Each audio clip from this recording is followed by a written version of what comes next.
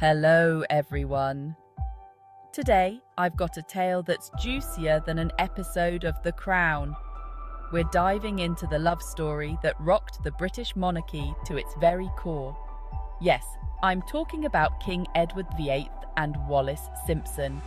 So, sit back, relax, and let's unravel this royal romance.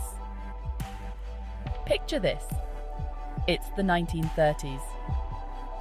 Edward, the dashing Prince of Wales, is the ultimate heartthrob, tall, charming, and always impeccably dressed. But behind those royal duties and dazzling smiles, Edward was a bit of a rebel. Enter Wallis Simpson, an American socialite, twice divorced, with a sharp wit and an even sharper sense of style.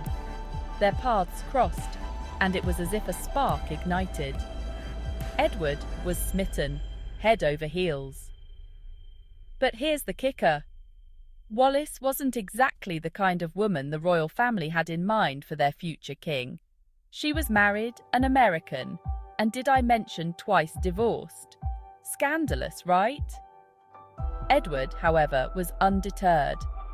He lavished Wallis with jewels, hosted lavish parties, and defied anyone who dared question his affections. But the monarchy wasn't having it. The British government, the Church of England, and, let's be honest, half of the country, were in sheer uproar. How could their king-to-be marry a woman with, let's say, such a colourful past? When Edward ascended the throne in January 1936, the pressure was on. He was expected to put duty before love. But Edward, being the rebel he was, chose love over the crown. In December 1936, he gave a radio address that would go down in history. I have found it impossible to carry the heavy burden of responsibility and to discharge my duties as king as I would wish to do without the help and support of the woman I love. And just like that, Edward VIII became the only British monarch to voluntarily abdicate the throne. Imagine the uproar. The shockwaves rippled through the nation and beyond. Edward's brother, George VI, took over the throne, leading to the eventual reign of our beloved Queen Elizabeth II. Now, you might wonder, what happened to Edward and Wallis? Well, they married in 1937, and Edward was given the title of Duke of Windsor. They lived a life of exile, flitting between Europe and the United States, becoming something of international celebrities.